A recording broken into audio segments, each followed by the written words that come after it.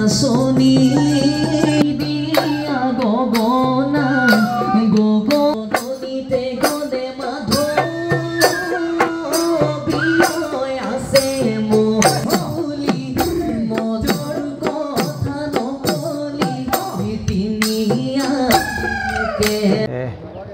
প্ৰথমে মই সকলোলৈ ইংৰাজী নৱবৰ্ষৰ আন্তৰিক সেউজ শুভেচ্ছা জ্ঞাপন কৰিছোঁ।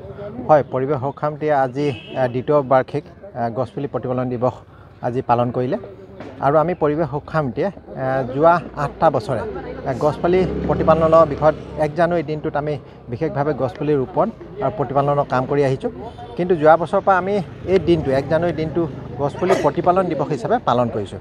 আৰু আজি বিশেষ দিনটো হ'ল যে আমাৰ তিনিচুকীয়া জিলাৰ লগতে অসমৰ বিভিন্ন দিশক বিশেষ অৰিহণা থকা বিশিষ্ট ব্যক্তিসকলক সম্মাননা জনাই এক সিদ্ধান্ত গ্ৰহণ কৰিছিলোঁ।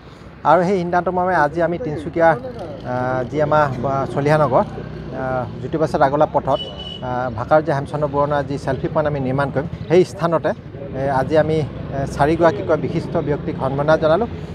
প্ৰথমগৰাকী হৈছে আমাৰ জ্যেষ্ঠ সাংবাদিক তথা স্তম্ভ লেখক অমূল্য খাটুনীয়া ডাঙৰীয়া, আৰু ইয়াৰ পিছতে আমাৰ জ্যেষ্ঠ সাংবাদিক তথা পূৰ্বাঞ্চল বাতৰি স্বত্বাধিকাৰী মহম্মদ হুছেইন খান ডাঙৰীয়া, আৰু ইয়াৰ পিছতে বিশিষ্ট অনাতাঁৰ শিল্পী তথা গীতিকাৰ সুৰকাৰ আমাৰ পুনেন্দু দাস ডাঙৰীয়া, আৰু ইয়াৰ পিছতে গায়ক গীতিকাৰ সুৰকাৰ আমাৰ মুক্তাৰ ৰহমান ডাঙৰীয়া। এই 4জন বিশিষ্ট ব্যক্তিক আমি আজি পৰিৱেশ সুৰক্ষা সমিতিৰ ফালৰ পৰা সম্মাননা জ্ঞাপন কৰিলোঁ।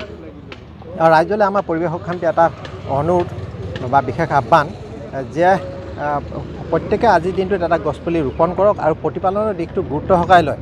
গছজোপা এজোপা বৃহৎ গছজোপালৈ যাতে তেওঁলোকে চেষ্টা কৰে। কাৰণ আপোনালোকে লক্ষ্য কৰিছে যে পৰিৱেশ প্ৰদূষণে বৰ্তমান সময়ত এটা ভয়ংকৰ ৰূপ ধাৰণ কৰিছে, আৰু ইয়াক নিয়ন্ত্ৰণৰ একমাত্ৰ উপায় হৈছে গছপুলি ৰোপণ প্ৰতিপালন আৰু এজোপা বৃহৎ গছজোপ দিয়া। ৰূপ পালেহে যি বায়ু প্ৰদূষণৰ পৰা আৰম্ভ কৰি যি গোলকীয় উষ্ণতা, আজিকালি এতিয়া যদি আপুনি লক্ষ্য কৰে যে আজি ডিচেম্বৰ 1 জানুৱাৰী দিনটোতো মুকলি জেগাত 1 জানুৱাৰী দিনটোতো মুকলি জেগাত কিন্তু ৰ'দৰ পোহৰত মানুহ বহিব পৰা নাই। গতিকে ৰাইজলৈ আহ্বান, বিষয়টো গুৰুত্ব সহকাৰে লওক আৰু সকলোৱে গছপুলি ৰোপণ বিতৰণ প্ৰতিপালন বিষয়টো গুৰুত্ব সহকাৰে ল'ব।